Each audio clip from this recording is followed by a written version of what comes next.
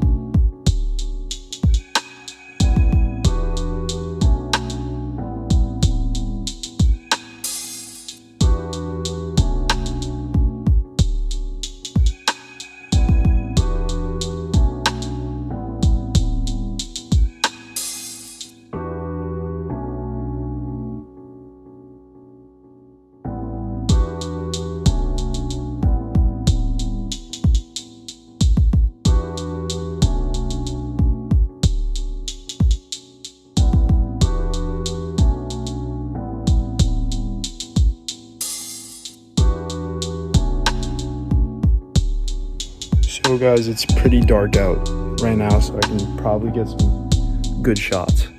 All right.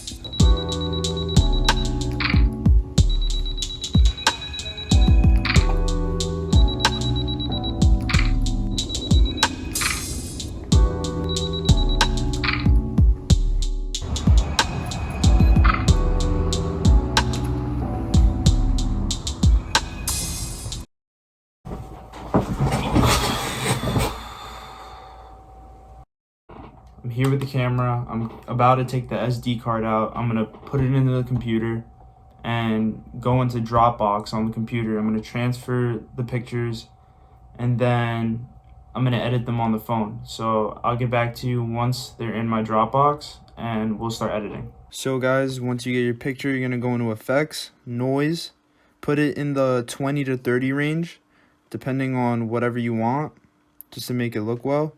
You go to effects again, because we're going to do this 3 times. Effects again, all the way to the right.